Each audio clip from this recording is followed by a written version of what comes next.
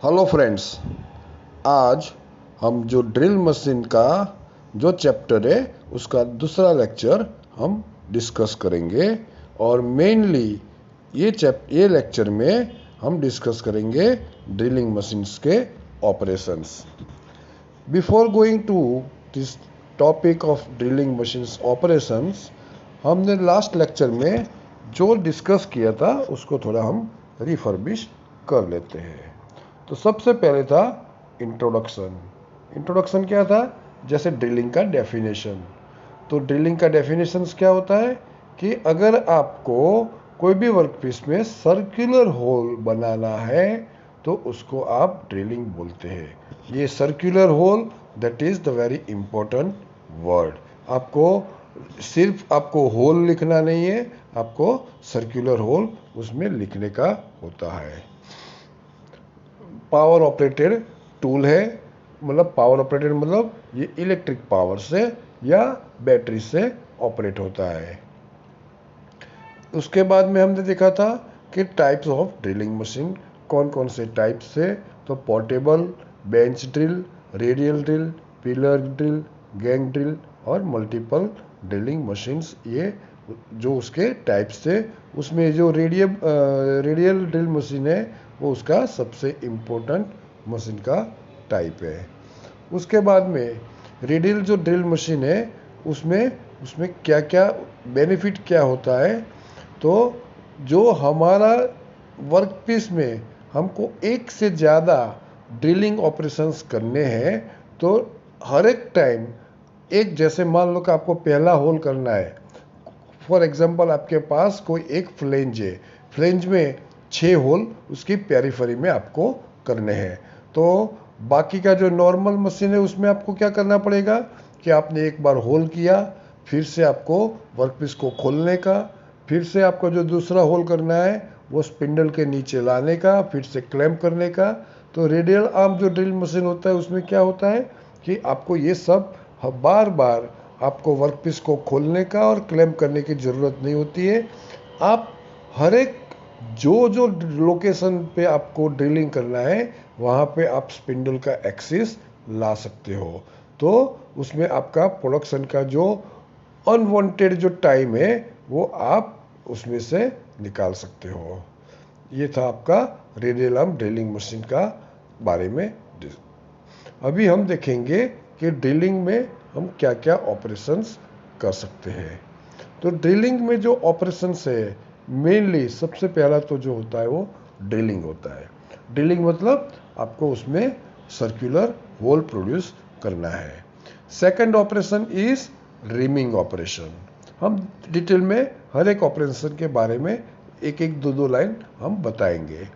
Third operation is the boring operation. Spelling याद रखने का, BORING, गलती से BOARING मत लिखने का। चौथा ऑपरेशन है काउंटर बोरिंग, पांचवा है काउंटर सिंकिंग, छठा है spot facing and last one is the tapping. ये अलग अलग 7 टाइप के ऑपरेशंस आप ड्रिल मशीन्स पे परफॉर्म कर सकते हो। अभी हम सबसे पहले देखेंगे रिमिंग।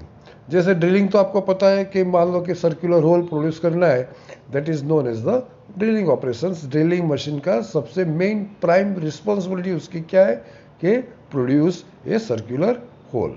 उसके बाद में आता है रिमिंग ऑपरेशन। तो रिमिंग ऑपरेशन क्या है? It is a process of smoothening the surface of drill holes with a tool. जैसे आपने कोई एक वर्कपीस में आपने ड्रिल ऑलरेडी कर दिया है, लेकिन उसका जो इंटरनल सरफेस है वो आपकी रिक्वायरमेंट जो है सरफेस फिनिश की, उससे ज़्यादा आपको उसमें सरफेस फिनिश ज़्यादा चाहिए। तो ये जो आपने जो होल सर्कुलर होल प्रोड्यूस किया है उसको स्मूथ करने का है, उसको रिमिंग ऑपरेशंस कहते हैं। एंड ये जो रिमिंग ऑपरेशंस करने के लिए जो टूल यूज होता है उसको रिमर बोलते हैं। Initially a hole is drill slightly smaller in size.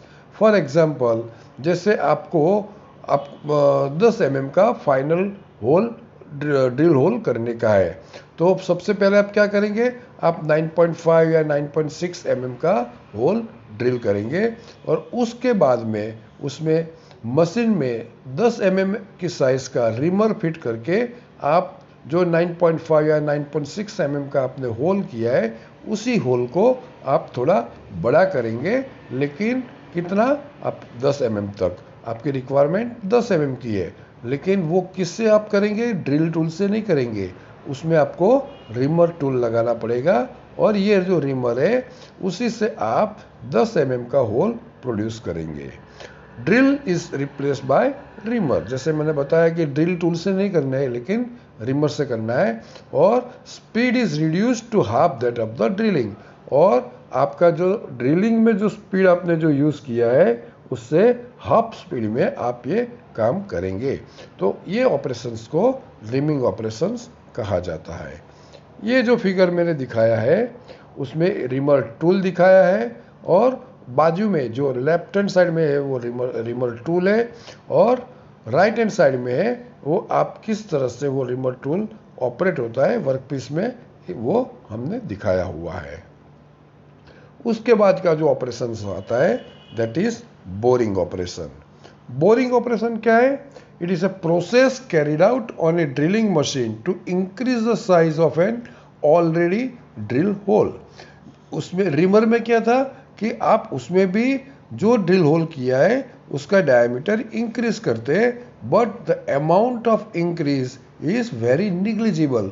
जैसे 9.5 या 9.6 से आपने 10 mm तक किया, जबकि बोरिंग में क्या होता है, आपने जैसे मान लो आपने पहले 20 mm का ड्रिल किया है, और 20 mm से आपको 30 mm का जो ड्रिल करना है, तो जो 20 mm से 30 mm आप जो इंक्रीज करेंगे, वो ऑपरेशन को बोरिंग ऑपरेशन कहते हैं। So it is a process carried out on a drilling machine to increase the size of an already drill hole. आपने ऑलरेडी होल तो ड्रिल कर दिया है, लेकिन आपको वो साइज को इंक्रीज करनी है। जैसे मैंने फिगर में दिखाया है, जो नीचे दिखाया है वो ड्रिल होल है, लेकिन ऊपर वाला जो पोर्शन है वो आप बोरिंग टूल से उस आपको इंक्रीज करते हैं। Initially a hole is drill to the nearest size and using a boring tool the size of the hole is increase. आपको जैसे ही मान लो आपके पास आपको 30 mm का टूल, आपको 30 mm का फाइनल आपको ड्रिल साइज चाहिए, तो आप क्या करेंगे? अगर आपके पास 20 mm का या 22 mm का या 25 mm का ड्रिल टूल है, तो जो भी नियरेस्ट साइज 30 से नियरेस्ट क्या हुआ, तो 25 mm, तो आप क्या करेंगे? 25 mm का पहले ड्रिलिंग कर देंगे, और उसके बाद में आप 25 mm से 30 mm का फिर से ड्रिल करेंगे, लेकिन वो ड्रिलिंग ऑपरेशन को बोरिंग कहा जाता है। उसके बाद में आता है काउंटर बोरिंग। काउंटर बोरिंग वो ड्रिलिंग के जैसा ही, काउंटर बोरिंग जो है वो बोरिंग के जैसा ही है, लेकिन उसमें क्या है कि आप थ्रू आउट उसका ऑपरेशंस, मतलब पूरी वर्कपीस की जितनी भी थिकनेस है वहाँ तक उसको आप ड्रिल नहीं करते हैं। स्पेशली ये ऑपरेशंस कहाँ करते हैं? फॉर एग्जांपल कि आपने 2 प्लेट को बोल्ट से आपने क्लैंप किया हुआ है, बोल्ट से आपको उसने जॉइन किया हुआ है। अभी बोल्ट जो है, बोल्ट का हेड जो ऊपर की प्लेट है उसके भी बाहर आएगा, बराबर है। तो क्या होगा कि आप उसके ऊपर कुछ स्लाइडिंग करना है, तो वो जो बोल्ट का हेड है वो आप में रुकावट में आपको पैदा करेगा। तो बोल्ट के हेड को आपकी जो भी प्लेट है ऊपर वाली, उसके अंदर डालने के लिए बोल्ट के हेड के साइज का आप उसमें ड्रिलिंग करेंगे, और वो ऑपरेशन को काउंटर बोरिंग कहते हैं। This process involves increasing the size of a hole at only one end. एक ही एंड में आप करते हैं, जो दूसरी नीचे वाली प्लेट है उसमें आप नहीं करते हैं। Cutting tool will have a small cylindrical portion called pilot, and cutting speed is equal to 2/3 of the drilling speed of the same hole। बराबर। तो ये था आपका काउंटर बोरिंग। फिर से मैं आपको समझाता हूँ काउंटर बोरिंग कहाँ पे यूज होता है। जैसे आपने 2 प्लेट को बोल्ट से फिट किया हुआ है, और जो बोल्ट का हेड है वो ऊपर वाली प्लेट के बाहर दिखता है, और मान लो कि आपको वो प्लेट के ऊपर कुछ स्लाइड करना है, तो वो हेड आपको उसमें रुकावट पैदा करेगा। टू अवॉइड दैट आपको क्या करना पड़ेगा, बोल्ट के हेड को प्लेट के अंदर तक ले जाना पड़ेगा। वो जो बोल्ट के हेड को आपको अंदर तक ले जाना है उसको काउंटर बोरिंग कहते हैं। सेम वे जो दूसरा ऑपरेशन है दैट इज काउंटर सिंकिंग। यहाँ पे सेम प्रोसेस है, लेकिन जो भी आप होल करेंगे that is in V shape. Counter sinking किसके लिए होता है, अगर आपने दो प्लेट को इंस्टेड ऑफ बोल्ट आपने स्क्रू से फिट किया है, अगर स्क्रू से फिट किया है तो स्क्रू का जो हेड होता है वो वी शेप में होता है। तो अगर आपने उसको फिट करने के बाद स्क्रू का हेड ऊपर वाली जो प्लेट है उसके बाहर आता है और आपको कुछ स्लाइडिंग करना है तो उसमें वो रुकावट पैदा करता है। तो जो स्क्रू का हेड है आपको वो जो पहली ऊपर वाली प्लेट है उसके अंदर उसको डालना पड़ता है। उसके लिए जो ऑपरेशंस करते हैं उसको काउंटर सिंकिंग ऑपरेशंस कहते हैं। उसके बाद में आता है ये काउंटर सिंकिंग का जो आपका टूल कैसा होता है और ये वर्कपीस में कैसे काम करता है वो यहाँ पे मैंने दिखाया हुआ है। उसके बाद में आता है स्पॉट फेसिंग। ये भी बहुत इम्पोर्टेंट ऑपरेशन है।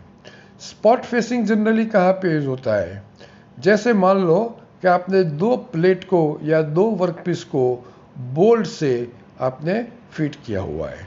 अभी जो आपके जो दो वर्कपीस है वो उसका सरफेस एकदम फिनिश नहीं है, वर्कपीस का जो सरफेस है वो फिनिश नहीं है, मतलब आपने उसको कास्टिंग किया है और कास्टिंग के ऊपर आपने मशीनिंग नहीं किया है, एज कास्टिंग ही आप उसमें यूज करने वाले हैं।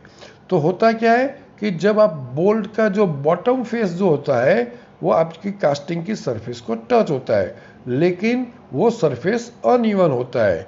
अनइवन होता है उसके कारण जब वो बॉडी में वाइब्रेशंस आते हैं तब ये बोल्ट ओपन हो जाता है। तो बोल्ट का जो बॉटम का जो सरफेस है वो आपकी कास्टिंग की सरफेस को एकदम लगोलग फेस हो जाए, उसके लिए जो ऑपरेशंस करना पड़ता है उसको बोलते हैं स्पॉट फेसिंग। सो दैट कि आपका जब भी वाइब्रेशंस होता है तो आपका बोल्ट या नट खुल जाने की संभावना बहुत कम रहती है या निग्लिजिबल हो जाती है।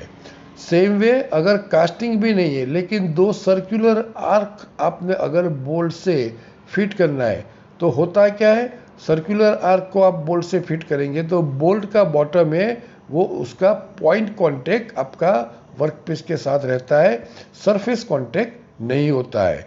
उसके कारण वाइब्रेशन के कारण वो बोल्ट खुल जाता है।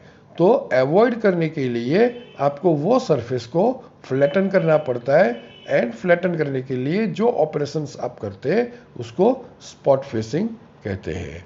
ये स्पॉट फेसिंग का टूल कैसा होता है वो मैंने यहाँ पे आपको दिखाया है। जैसे मान लो ये स्पॉट फेसिंग का आपको फिगर, जैसे मैंने सबसे नीचे वाला जो फिगर है वो नीचे वाला फिगर क्या है कि जैसे आर्क दिया हुआ है, सर्कुलर पोर्शन है और आपने बोल्ट टाइट किया है, तो होता क्या है कि बोल्ट का हेड का बॉटम का एक एंड बॉडी को टच होता है लेकिन दूसरा नहीं होता है। तो क्या करना पड़ता है, आपको थोड़ा स्पॉट फेस करना पड़ता है जो राइट हैंड फिगर में दिखाया है, और बोल्ट का बॉटम फेस पूरे के पूरा आपने बॉडी को टच किया है। ये था आपका स्पॉट फेसिंग ऑपरेशन। उसके बाद में आता है टैपिंग ऑपरेशन। टैपिंग क्या है, टैपिंग इंटरनल थ्रेडिंग है, मतलब आप बाहर का जो वर्कपीस के बाहर जो थ्रेडिंग करते हैं उसको थ्रेडिंग बोलते हैं। इंटरनल वर्कपीस के अंदर की साइड में अगर कोई पाइप है, पाइप के अंदर आपने जो थ्रेडिंग किया है उसको टैपिंग बोलते हैं। यहाँ पे जो ड्रिल टूल है उसके बदले यहाँ पे टैप यूज करने का होता है। तो process of cutting internal threads with A thread tool called is a tap. Tap is fluted threaded tool used for cutting internal thread. Cutting speed is very slow. Drill आप जितने भी speed से आप करते हैं उसकी 10th टाइम की speed से, जैसे मान लो आपने ड्रिलिंग ऑपरेशन किया है कि आप 400 या 500 आरपीएम से आप ड्रिल टूल ऑपरेट करते हैं, लेकिन टैप टूल आपको बहुत स्लो आरपीएम पे आपको ऑपरेट करने का होता है। और इस अगर आप ज़्यादा आरपीएम रखेंगे तो टैप टूल उसमें टूट जाने की संभावना होती है। ये जो मैंने फिगर दिखाया है वो टैप टूल कैसा होता है वो मैंने दिखाया हुआ है। उसके बाद में मैं आपको एक अलग से दिखाता हूँ specification of A radial drilling machine. जैसे रेडियल आर्म ड्रिलिंग मशीन हमने पढ़ा था, उसमें तो पावर कैपेसिटी के हिसाब से, फॉर एग्जांपल आप बाजार में लेने जाएंगे तो बोलेंगे मेरे को रेडियल आर्म ड्रिलिंग मशीन लेना है, तो वो कैसे देंगे, आपको पूछेगा कि कितनी एचपी का आपको मोटर चाहिए, तो 1.5 HP for drilling motor and 0.5 HP for elevating motor. Elevating मतलब आपको उसका आर्म ऊपर या नीचे ले जाना है, उसके लिए जो आपको मोटर चाहिए that is known as a elevating motor. The range of speed of spindle, आपको आइदर आपको पावर कैपेसिटी देना पड़ेगा या आपकी स्पीड की जो स्पिंडल की स्पीड है वो देनी पड़ेगी, जैसे 50 आरपीएम, कभी 50 आरपीएम से लेके 2800 आरपीएम का उसका आपको स्पीड चाहिए, स्पिंडल का स्पीड चाहिए। दूसरा आता है length of arm on which drill head can traverse, मतलब आपको आर्म का लेंथ कितना चाहिए। तो यहाँ पे जैसे मैंने एग्जांपल के दे दिया है 600 mm, मतलब 2 फीट का। Vertical movement of the arm, vertical movement मतलब आर्म ऊपर से नीचे कितना मूव होगा, तो जैसे यहाँ पे मैंने एक एग्जांपल के तौर पे दिया है 500 mm का। एंगुलर स्विंग ऑफ आर्म 360, वो तो होता ही है, अगर एंगुलर स्विंग 360 नहीं होगा तो उसको रेडियल आर्म ड्रिलिंग मशीन बोलते नहीं है। तो आर्म का स्विंग आपको 360 डिग्री चाहिए। उसके बाद में आता है range of which drill beat can reach, मतलब आपका जो ड्रिल बीट का रेंज कितना है, तो 350 mm